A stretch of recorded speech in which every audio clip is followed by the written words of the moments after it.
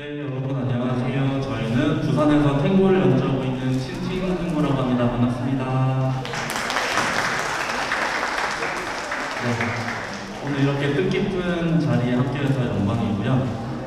저희랑 함께 한 30분 가량 재밌는 탱고 음악 들어주시면 감사하겠습니다. 처음으로 들려드릴 곡은요, 제가 작곡한 곡인데요. 오늘 여기에 처음 와봤는데 잠시 연습하고 뒤에 전망대를 봤어요. 그러니까 뭔가 전망대를 보니까 이 곡이 어울릴 것 같다 해서 급하게 추가하게 됐습니다. 이 곡의 제목은 Sunset in Paris, 그러니까 파리의 노을이라는 곡인데요. 제가 파리를 여행 갔을 때 그 노을을 보면서 이제 느꼈던 감상을 곡으로 만든 건데, 뭔가 그 느낌이 오늘 뒤에 전망대에서 보는 풍경과 비슷하더라고요. 그래서 좀 그런 풍경을 상상하시면서 들으면 좋을 것 같습니다. 첫 곡 들려드리겠습니다.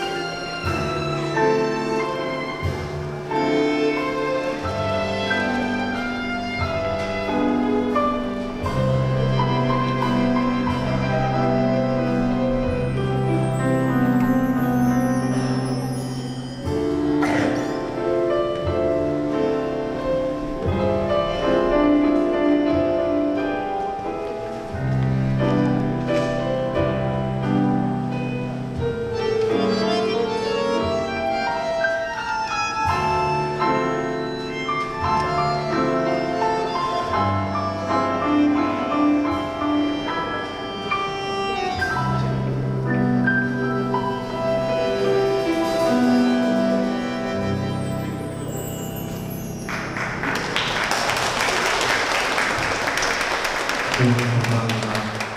혹시 에코를 좀 틀어줄 수 있나요?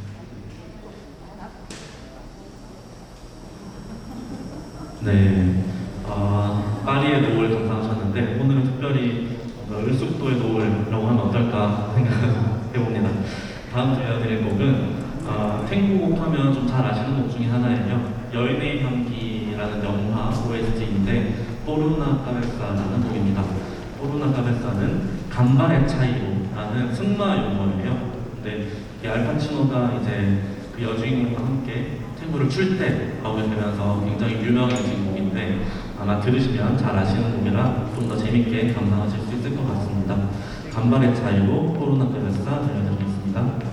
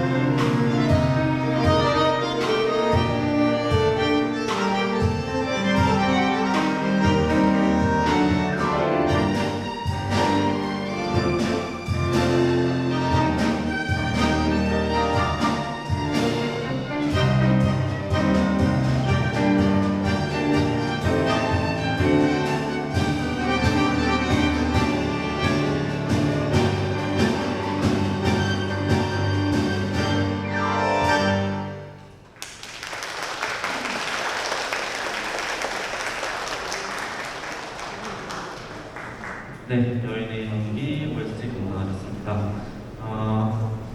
혹시 이 악기를 보신 적 있으신가요?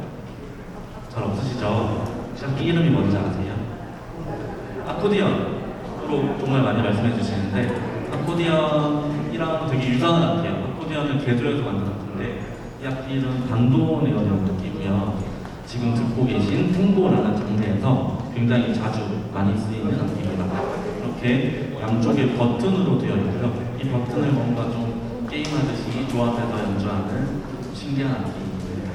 오늘 이 연주를 보신 분들은 다음 악기를 보시면 아코디언보다는 반도네온 이렇게 말씀해 주시면 좀 더 좋을 것 같습니다. 다음 곡은 좀 반도네온 음색을 조금 더 깊게 들으실 수 있는 곡인데요. 오블리비언이라는 곡을 들려드리겠습니다. 오블리비언은 우리나라 말로 망각이라는 뜻인데요. 저희가 이 곡을 선택할 때는 이제 여러분들이 어떤 힘든 일이나 슬픈 일, 그런 안 좋은 일을 이 곡을 들으실 때만큼은 싶다라는 그런 마음으로 자주 선곡하는 곡입니다. 오블리비언 들려드리겠습니다.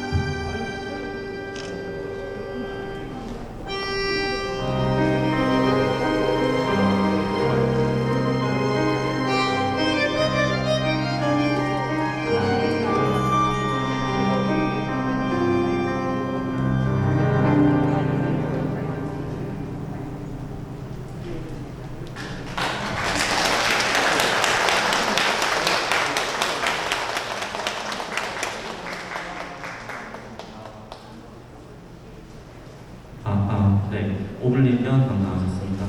다음 들으실 곡은 여러분들이 잘 아시는 곡을 좀 탱고로 바꿔보면 어떨까 해서 만든 곡인데요. 돌아와요 부산항에 라는 곡 너무 잘 아시죠? 그 곡을 지금 들으시는 이 탱고라는 장르랑 만나면 어떨까 이렇게 한번 좀 궁금해 보시면서 들어보시면 좋을 것 같습니다. 잘 아시는 곡이니까 따라 부르셔도 아무도 뭘 안 합니다. 네, 돌아와요 부산항에 들려드리겠습니다.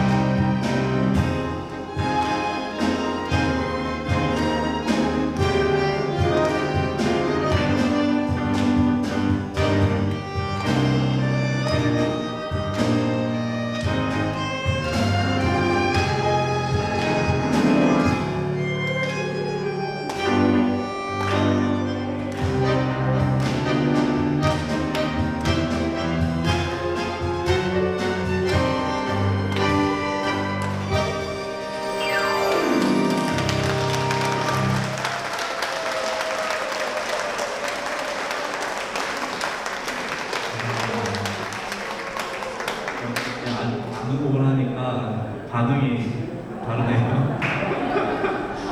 이 곡을 마지막으로 썼어야 되는데 아직 두 곡이 더 남았습니다. 남은 두 곡도 지금처럼 해주시면 감사하겠습니다. 다음 제가 드릴 곡은 탱고곡 하면 잘 아시는 곡이에요. 리베르 탱고라는 곡입니다.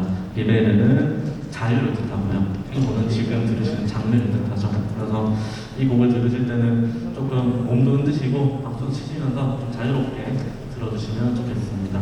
리베르 탱고 들려드리겠습니다.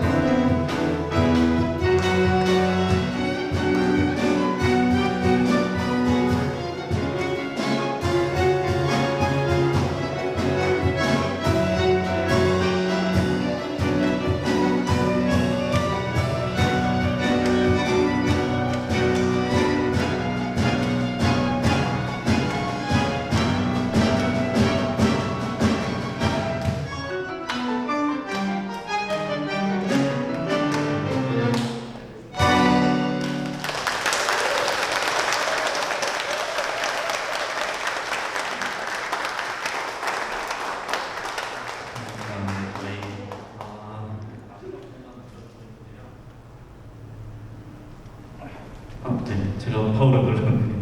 마지막 곡만 남겨두고 있습니다.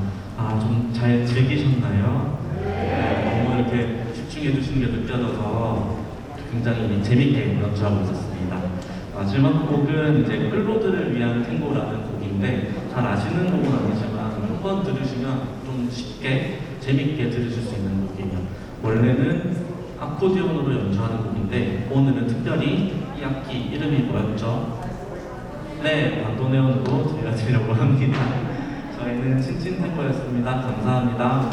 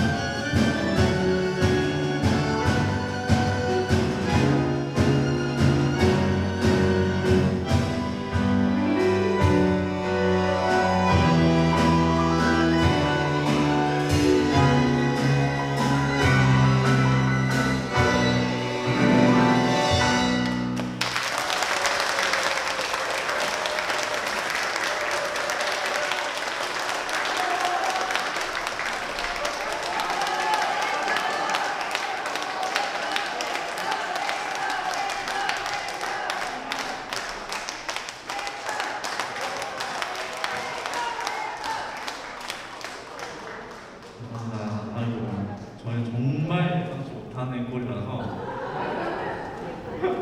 보통 행사에 꼴을 외쳐주시지 않거든요. 근데 오늘 다들 저랑 좀 결이 맞으신 것 같아요.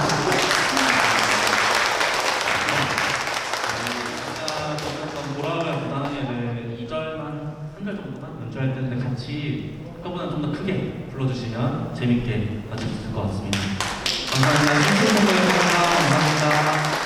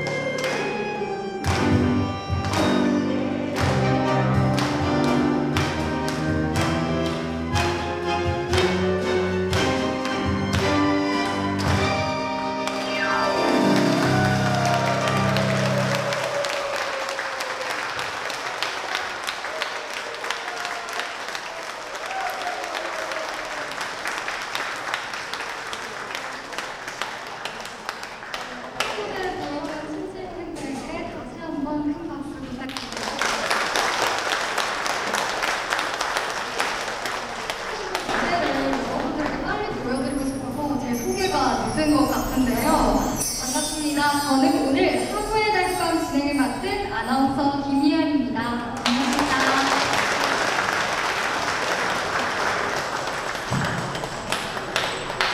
다음은 바쁘신 가운데도 자리에 함께해주신 예빈들을 소개해드릴까 합니다. 한 분 한 분 소개해드릴 때마다 큰 박수 한 번 더 부탁드리겠습니다. 먼저 부산광역시 낙동강하구 에코센터장 김미정님 참석해 주셨습니다. 큰 박수 부탁드립니다. 네, 다음은 K워터 비상인 이사 먹는 물 부산시민 네트워크 공동대표 최소남님 참석해 주셨습니다.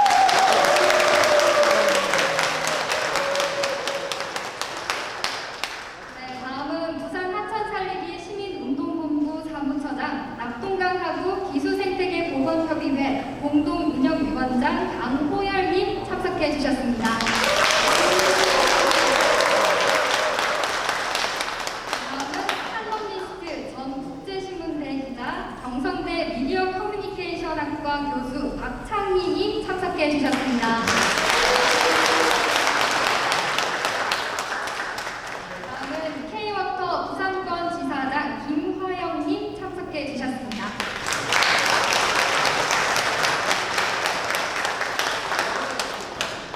다음은 사구청 문화관광과 강서구청 문화체육과 낙동강하구 에코센터 낙동강 문화관의 생태 해설사님들 참석해 주셨습니다.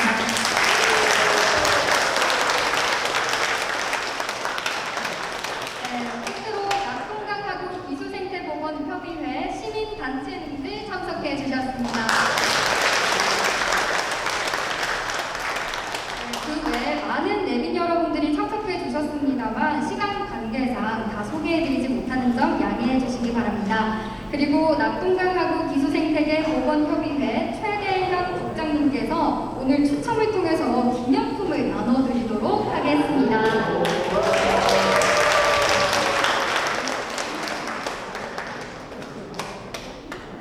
추첨은 조금 이따가 하고요. 앞서서 이번 행사 개최하게 된 배경과 목적에 대해서 좀 간략하게 말씀드리겠습니다. 환경부와 K워터는 2022년 6월 18일 낙동강하구 기수생태계 보건 비전보고회 개최로 낙동강하구 기수생태계 보건에 대한 사회적 관심도가 증가하는 가운데 낙동강하구의 생태적 가치와 생태계 보건의 효과를 시민들에게 널리 알려지기를 희망하며 두 가지 프로그램을 기획했습니다. 첫 번째 프로그램은 아이하구 유투어입니다. 나하고 우리 모두 낙동강하구를 사랑하자는 의미를 담아서 낙동강하구 기수생태계 보건 현장의 체험과 문화 공연 등을 제공합니다. 오늘 이번 행사는요, 두 번째 프로그램인 하구의 달밤입니다. 이 강과 바다가 소통하는 대조기, 즉 보름달이 뜨는 시기에 개최하는 시민 참여형 프로그램인데요. 이 낙동강하구의 생태, 역사 문화를 담은 토크 콘서트와 영상제와 문화 공연 등을 제공합니다. 앞으로도 지역사회 대표적인 생태 관광 투어로 자리매김하고요. 하구뚝이 생태 문화벨트의 중심축으로서 역할을 수행할 수 있도록 노력할 예정이라고 하니까 벌써 기대가 큰데요. 참고로 이 하구의 달밤은 오늘을 시작으로 올해 총 3회가 진행될 예정입니다. 다가오는 10월과 11월에도 진행을 하니까요. 많은 관심 부탁드리겠습니다. 자, 그러면 지금부터 본격적으로 제1회 하구의 달밤 토크 콘서트를 시작하도록 하겠습니다.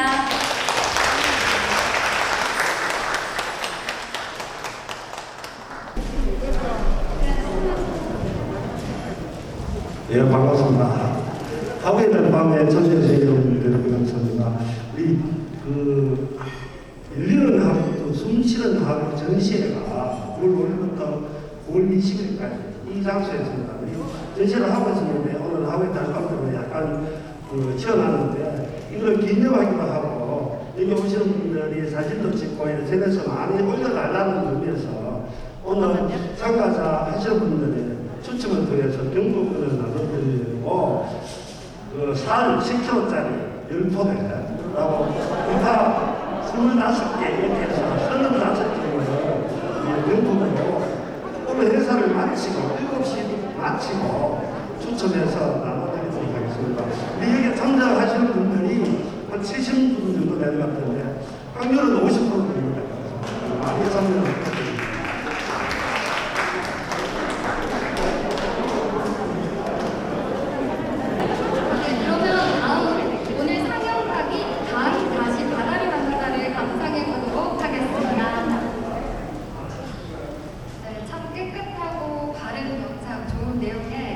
바다를 만나다 시청하고 왔습니다.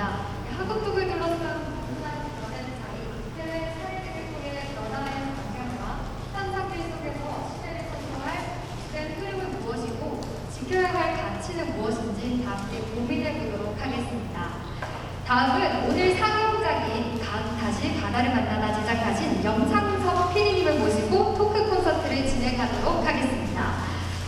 제가 보니까요, 영상섭 PD님을 조금 소개를 해드려야 할 것 같습니다. 20년간 수많은 다큐멘터리를 제작해 왔는데요.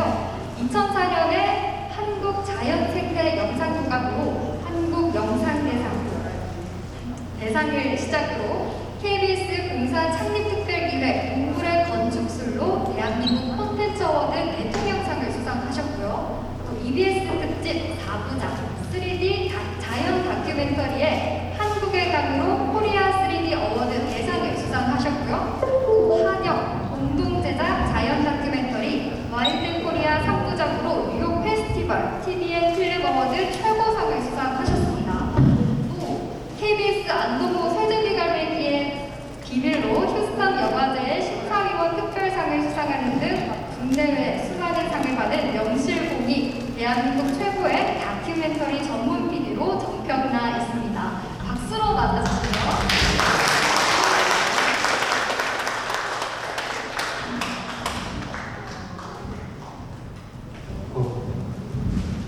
네, 그러면 본격적으로 영상섭 PD님의 토크 콘서트를 시작해보도록 하겠습니다. 네. 반갑습니다. 그러면 분위기도 풀 겸 PD님의 근황 토크를 한번 요즘 어떻게 지내고 계셨는지. 제가 이번 추석 때 KBS 추석 특집 다큐멘터리를 만들었어요. 그래서 새집이 갈매기의 귀향이라는 프로그램을 만들었는데 저희 처가가 부산입니다. 그래서 우리 처갓집에도 보시라고 막 알려드리고 했는데 그 다큐멘터리가 부산에는 안 나왔다고 하더라고요. 부산에서는 자체 방송을 하는 바람에 그 방송이 안 나오고 뭐 월요일 날 오전에 재방송이 나왔다고 하는데 근데 저희 장모님이 화를 많이 내셨습니다. 빌어먹을 방송놈들이 부산에 들었지 않는다면서 그래서 그 추석 특집 그 다큐멘터리 제작을 하면서 이 행사에 참여할 수 있느냐고 요청이 들어왔고 굉장히 좋은 취지이고 저도 낙동강하고 또 취재를 하면서 많이 도움을 받아서 아주 흔쾌히 가겠다고 해서 오늘 이 자리에 와 있습니다.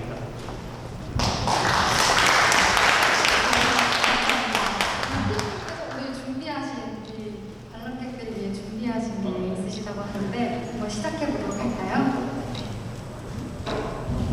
네, 제 이름은 저기 영상섭이라고 하고요. 다양한 일들을 하고 있지만 자연 다큐멘터리 PD라고 부릅니다. 혹시 자연 다큐멘터리가 어떤 장르인지 알고 계십니까? 네, 주로 그 대상으로 하는 게 자연 생물들입니다. 그래서 이제 말이 통하지 않는 생물들을 대상으로 해서 그 촬영을 하기 때문에 촬영 기간도 많이 들고 비용도 많이 들고 그래서 많이 힘들어합니다. 이 장르를 만드는 거에 대해서 야외의 그 열악한 환경 속에서 또 잠복도 하고 야외에서 숙식도 하면서 촬영을 하기 때문에 굉장히 힘든 장르 중에 하나인데 이 자연 다큐멘터리가 추구하는 것은 딱 하나입니다.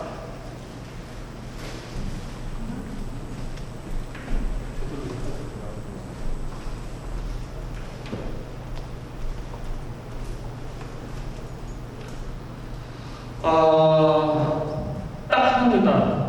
우리 세상이 인간만 살고 있지 않다라는 내용입니다.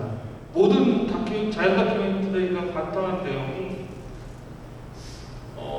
우리는 마치 이 세상이 인간의 것이라고 생각을 하고 행동을 하지만 사실 우리 주변에 인간 말고 우리가 잘 모르는 생명들이 함께 살고 있다는 게 가장 중요한 자연 다큐멘터리의 주제입니다. 그래가지고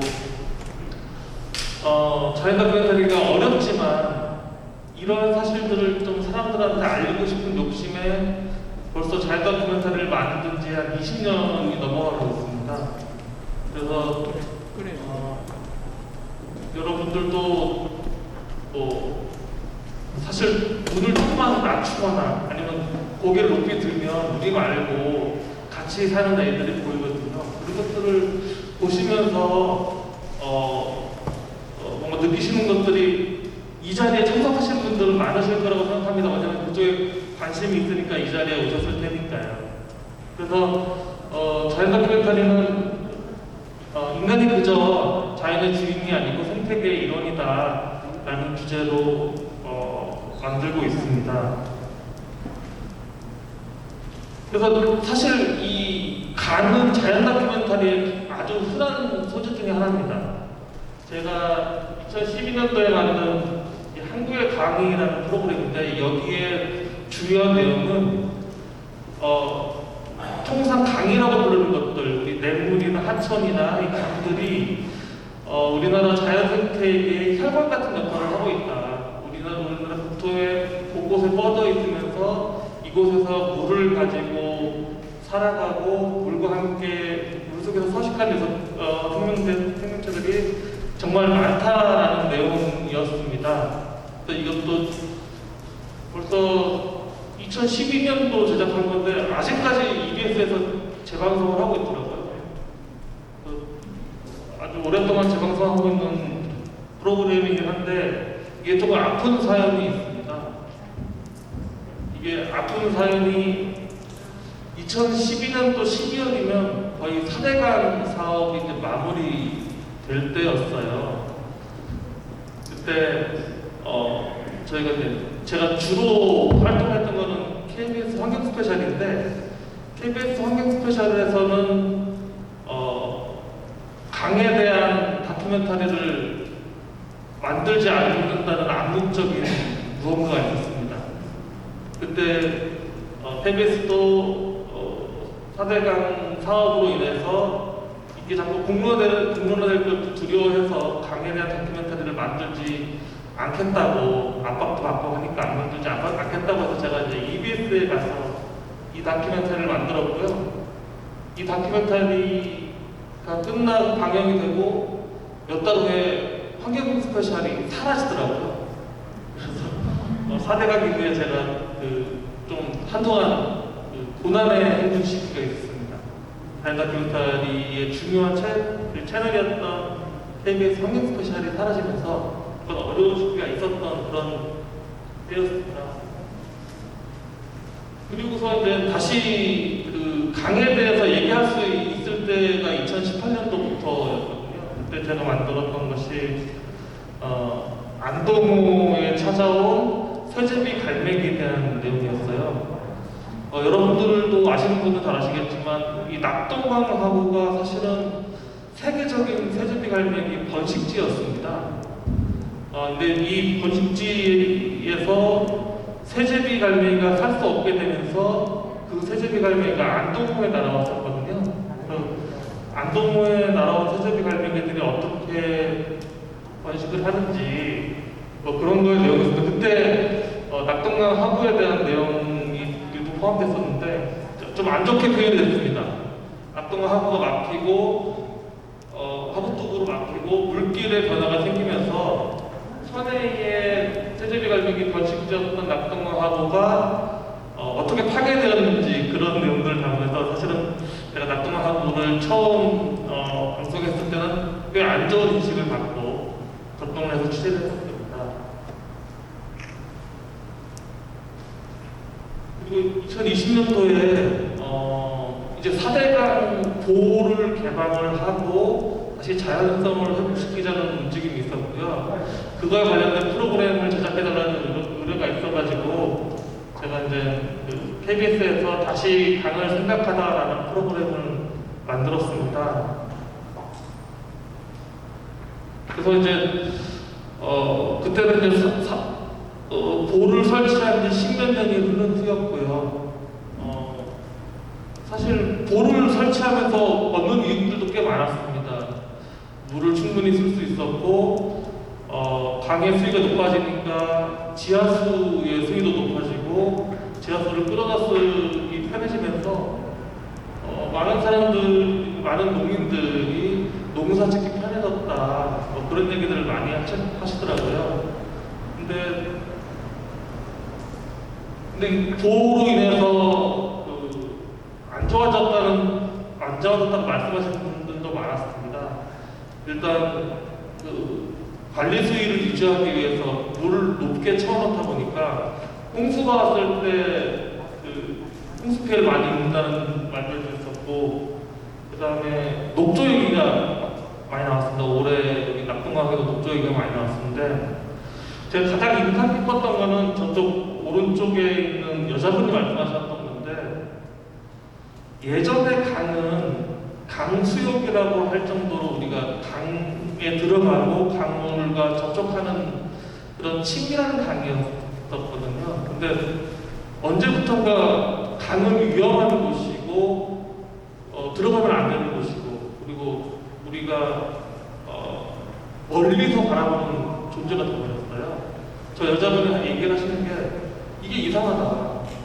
강이 그동안에 우리의 강은 생활의 일부였는데 강이 수로가 되어버렸다. 이거 어떠한 생산 시설이나 아니면 공장의 일부처럼 우리가 접근하면 안 되는 곳으로 바뀌었다. 그래서 강이 멀어지고 강에서 무슨 일이 벌어지는지 우리가 거기에 대해 관심을 좀 덜 갖게 되는 거 아니냐. 예전에 우리가 몸담았던 강처럼 우리가 그 강의 자연성을 회복을 하고 강과 함께 살아야 되지 않겠느냐라고 얘기를 하면서 이제 보를 개방하자고 말씀을 하시더라고요.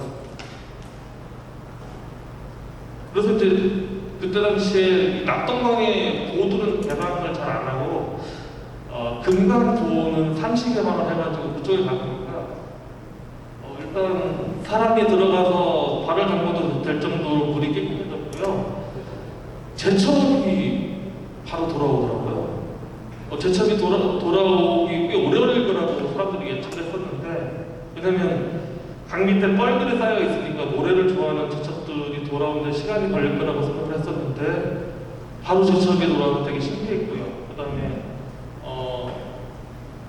뭐 약간 귀한 모래에 사는 맑은 물에 사는 물고기들도 바로 돌아와가지고 강을 흐르기만 해주면 바로 효과가 나타나는구나, 그런 걸 확인할 수 있어서 좋았습니다. 그래서 농민들도, 그리고 뭐 환경운동 하시는 분들도, 그다음에 뭐 그쪽에 생활하시는 분들도 강을 다시 흐르게 하자는 의견들을 많이 내주셨고, 저희가 그렇게 마무리를 했었는데 근데 결국 강이 온전히 흐르려면 하구뚝이 열려야 강이 온전히 흐르는 거지 않습니까? 그래서 아편에서 4대 강과 보에 대해서 취재를 할 때 들었던 얘기가, 하구뚝을 열어야 결국은 진정으로 강이 제대로 역할을 할 것이다, 그렇게 얘기를 하셨는데 2021년도에 하구뚝 개방과 관련 이슈가 있어 이걸 취재해보자라고 해서 취재를 하면서 낙동강에 타고에 다시 오게 됐습니다. 그래서 우리나라 큰 4대강은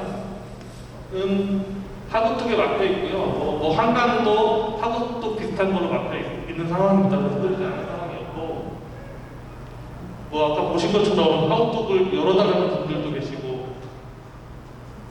그리고 하구뚝이 없었을 때 일어났던 일들, 아까 보셨던 것들처럼 강과 친밀하게 지낼 수 있었지만 지금 그렇지 못한 형편이라는 것들,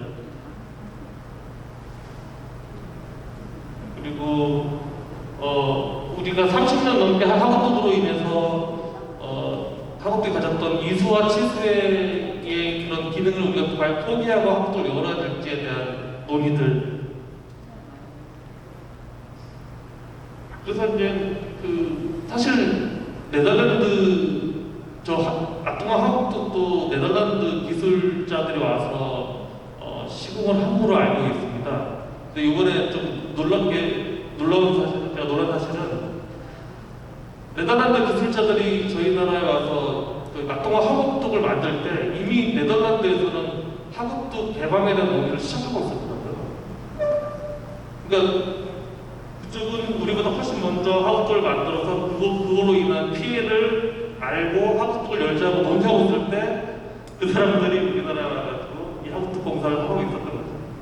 그래서 어떤 분이 농담처럼 얘기를 하시는데, 낙동강 하구뚝을 만들던 네덜란드 기술자가 나중에 이거 다시 없앨 때 우리 다시 불러라, 그렇게 농담을 했다고 얘기도 했다고 하더라고요. 그래서 네덜란드를 가보니까 네덜란드는 예전부터 그런 피해를 입었었고, 이 낙동강 하구뚝으로 인한 피해를 안 좋아진 현상들을 어떻게 개선할지 연구를 해서 진행을 하고 있었습니다. 그래서 아까 보신 것처럼 하구뚝을 개방하고 기수역을 만들고 그로 인한 문제점들을 해결해 나가면서 하구뚝을 다시 복원하면서 차근차근 그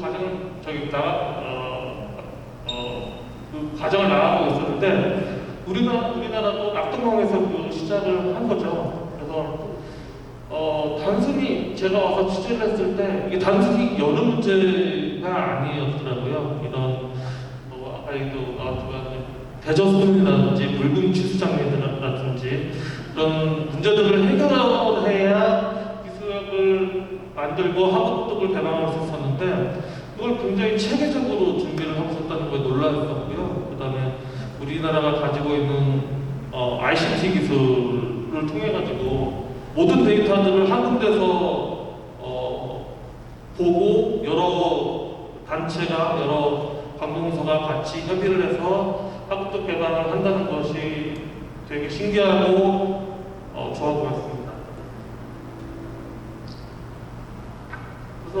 하우도 열면서 물고기들 돌아오고 환경도 좋아지고 있는 걸로 보였고요. 그다음에 저 외국인 학자가 얘기하듯이 우리나라는 다른 하우도 개발과 틀리게 실증 실험을 해가면서 이렇게 하고 있다는 거에서 되게 놀라움을 표하고 있더라고요. 그래서 체계적으로 잘 하우도 개발을 진행하고 있으니 이대로 해서 데이터를 쌓아서 한국뿐만 아니고 세계적으로 쓸 수 있겠다 이렇게 말씀을 하셨습니다.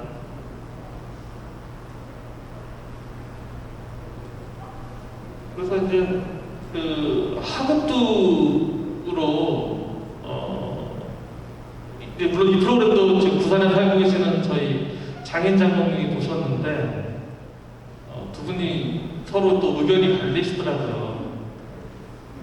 장모님은 이거 사람이 먹는 물인데 당연히 하급둑 열어가지고 녹조 같은 것들이 생기지 않게 해야 되지 않겠느냐 그렇게 얘기를 하시는데 장인어른은 그래도 사람이 중요한데 농민들 생각을 해야 된다.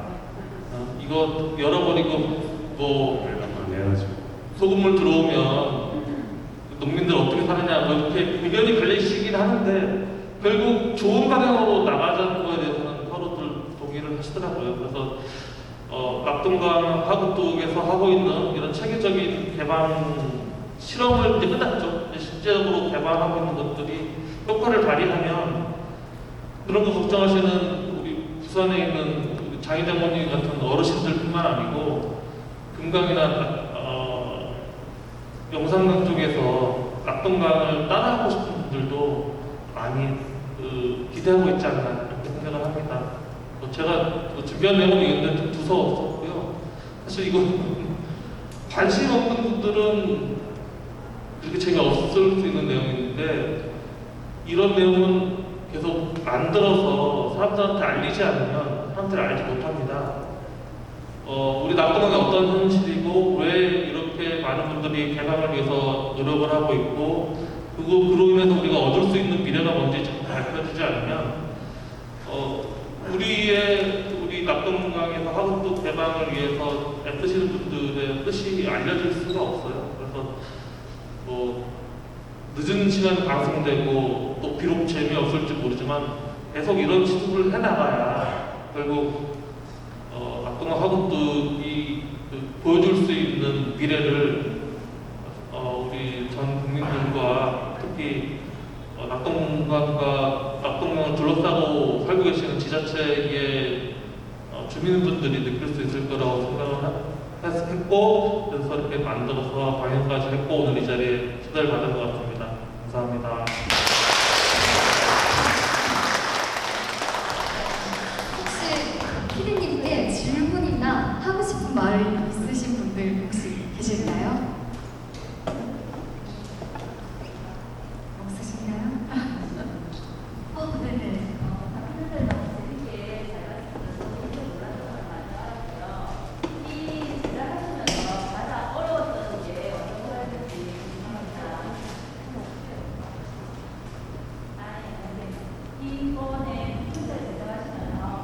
어려웠거나 힘들었던 일이 있었으면 말씀 부탁드립니다.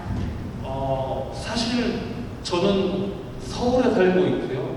그다음에 이 낙동강 하급둑 개방과 관련해서 오랫동안 연구한 사람이 아닙니다. 오히려 지금 이 자리에 계신 분들이 저보다 더 많이 알고 계실 거고 더 많이 고민을 하셨을 겁니다. 근데 결국 방송을 만드는 사람은 관찰자거든요. 또 여기 의견도 듣고 여기 의견도 듣고 자주 발품 팔아다니면서 돌아다니면서 상황을 보고 얘기를 들어야 되는데 이상하게 개방을 하자는 쪽에서는 적극적으로 저희한테 의견도 배치하고 하시는데 개방하지 말자고 하시는 분들은 어디선가 그런 얘기가 들렸는데 저희를 만나주질 않아요.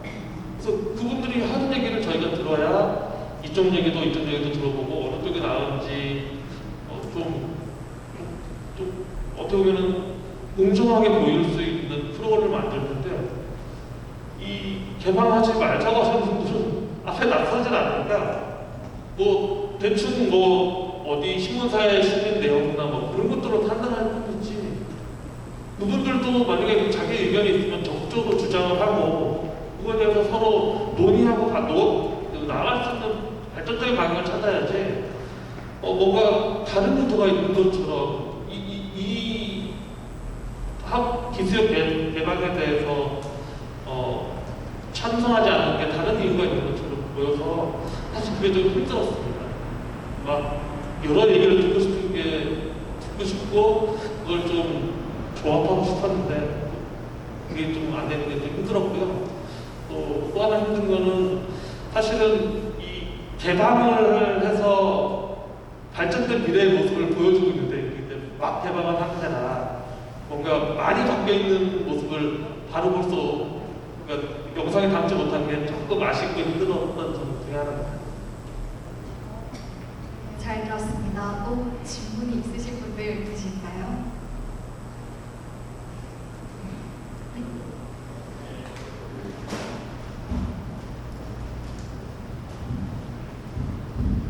네, 안녕하세요. 저는 K워터 부산건지사 본부장 김무환입니다. 아까 그거도 안내해 주던 등장인물이고요. 제가 우리 PD님께 궁금한 거는 그리고 궁금한 거 하나 하고 좀 부탁드리고 싶은 거 이제 하나입니다. 궁금한 거는 서재비 갈등이 있지 않습니까? 안동호 그걸 이제 어떤 계기로 이제 촬영을 하게 되셨는지 이게 이제 하나가 궁금하고 이제 또 하나 제안드린다면은 이번에 그 태풍이 올라올 때 방송국에서 그때 보도되는 영상들이 시청자들이 제보한 영상들이 많았어요. 그리고 그게 이제 결국은 적시성 때문에 물이 넘친다거나 이런 데 있죠. 촬영한 영상들인데 다큐멘터리 제작하실 때 이제 일반인들이 좀 참여할 수 있는 이제 그런 이제 영상들을 받는다라면은 상당히 내용 풍성해질 수 있을 것 같아요. 그래서 그거는 제가 제안을 드립니다. 네, 일단 두 번째 질문부터 대답을 하자면 사실 이번 프로그램에서 수자공사에서 핸드폰으로 찍은 영상들이 많이 쓰였습니다.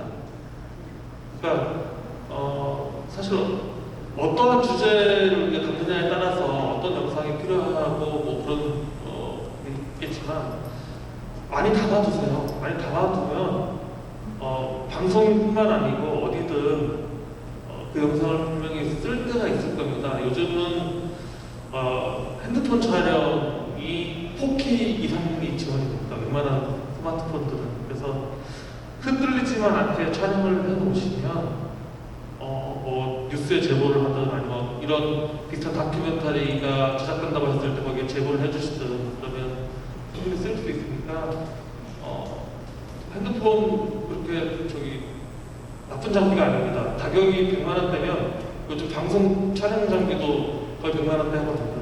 그만큼 효과를 낼 수 있을 것도 쓰시면 되고요.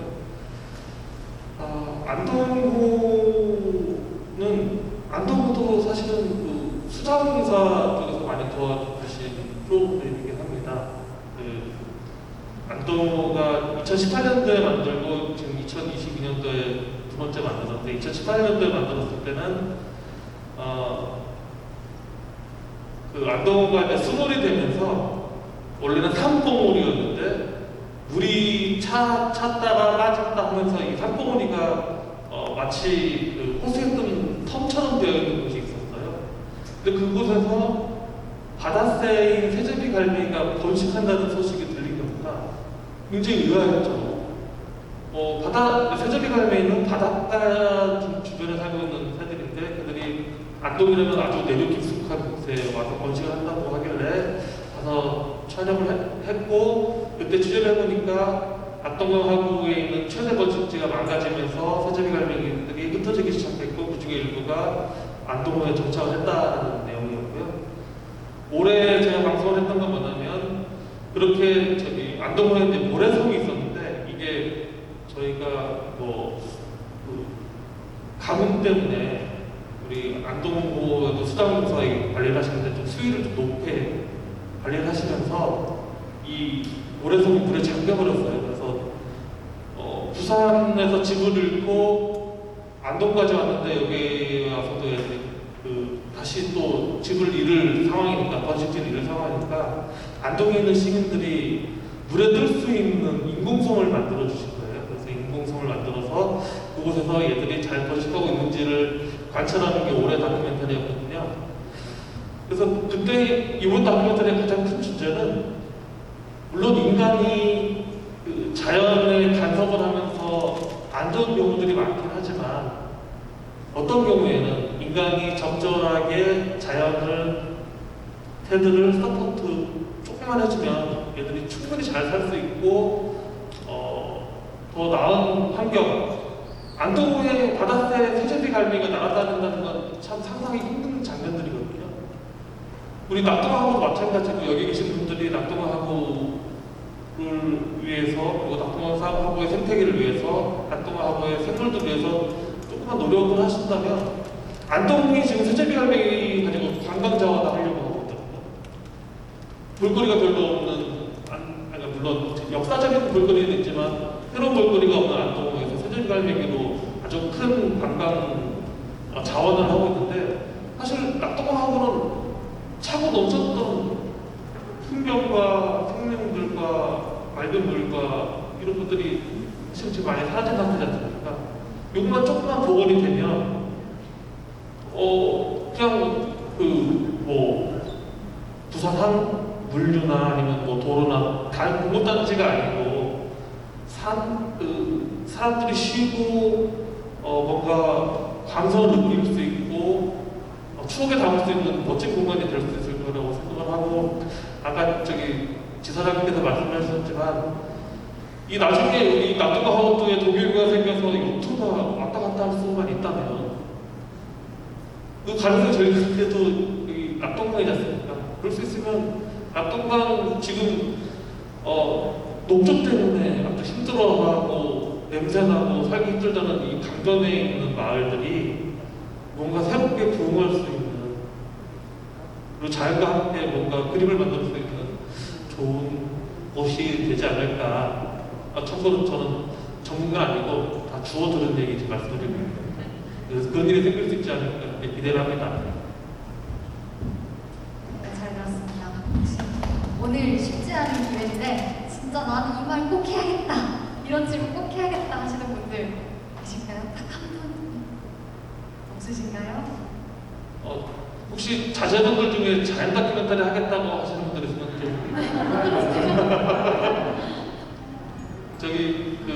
자연 다큐멘터리 만드는 분들이 우리나라에 많지가 않습니다. 자연 다큐멘터리 제작자 협회라고 있는데 한 10분 정도 계십니다. 제가 20년 전에 그 협회에 들어갔는데 제가 올해 50인데요. 아직도 막내입니다. 인원 수급이 힘듭니다. 그래서 하겠다는 분들이 있으면 소개시켜 주시면 제가 적극적으로 알려드리겠습니다.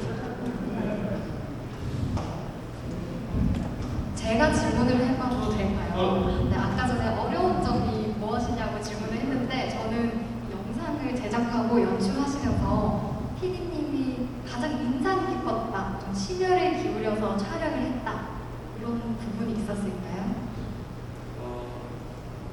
사실은 아까 제일 처음 나왔던 그 구영이 어부라는 분이 계십니다. 그분은 예전부터 같이 취재를 해왔었는데, 이분이 지금은, 그러니까 얼마 전에 어부를 그만두시고 식당을 하셨어요. 횟집, 그러니까 어부 부탕을 포기하고 식당을 여셨는데 코로나 때문에 또 식당도 잘 안 돼가지고 지금 굉장히 어려운 삶을 살고 계시거든요. 근데 그분 취재하면서 느꼈던 게, 사실 강을 통해서 가장 강과 가깝게 사시는 분들은 어부지 않습니까? 우리가 가끔 강에 나와서 빨래하고 아니면 강에 나와서 강바람 쐬면서 보는 곳이지만, 그분들은 그쪽에 살고 있는 분들이어서 가장 강에 대해서 잘 알고 있지 않을까 해서 취재를 요청을 했고, 그분하고 얘기를 하면서 낙동강이 얼마나 좋은 곳이었는지 그분은 생생하게 기억을 하고 있더라고요. 아까 제천 얘기도 나왔지만, 요즘은 하던 제천 얘기하지만 그때 당시만 해도 제천 대책은 잽도 안 될 정도라고 얘기를 하고, 그 다음에 그때 성실이 아침 일찍 나와서 밤늦게까지 일하면 어느 대기업 연봉 못지않게 돈을 벌 수 있고, 그리고 그 물고기를 잡아 파는 포구들도 많이 있었고, 거기에 가면 사람들이 좀 그런 내용들 하시면서 아름다운 풍요로운 낙동강 얘기를 많이 해주셔가지고 그분의 좀 심정을 담는데 많이 좀 애를 썼습니다. 사실은 자연 다큐멘터리 찍다 보니까 뭐 동물들을 많이 찍고 싶었지만 그러지 못했습니다.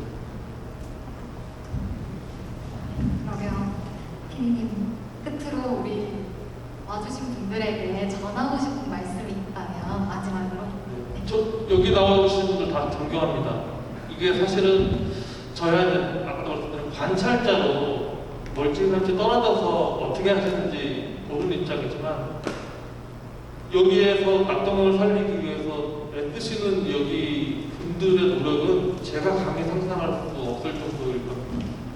그래서 어려움도 많으셨을 거고, 뭐 때로 좌절하셨을 거고, 때로 서로 힘이 돼서 으쌰으쌰하셨겠지만 사실은 여기에 살고 있고 낙동강과 직접 마주하지 않으면 이렇게 힘내기는 쉽지 않거든요. 그래서 어떤 방향이 됐든 뭐 다시 하구떡을 맞든 뭐 아니면 하구떡을 뭐 완전히 뭐 폐기를 하든 그건 잘 모르겠습니다. 여기 분들이 서로 만나셔서 많이 얘기하시면서 좋은 방향을 찾으실 거라고 믿고, 그 관심을 안 갖는 순간 내가 여기에 그 눈과 생각을 미치지 않는 순간 그거는 엉뚱한 방향으로 흘러갈 수밖에 없다고 그동안 제가 다른 곳과 다른 나라를 보면서 취재하면서 느꼈던 거거든요. 그래서 눈과 귀를 두고 있는 분들만 꾸준히 있어도 아주 엉뚱한 방향으로 흘러가지 않을 거라고 생각합니다. 그래서 여기에 계신 분들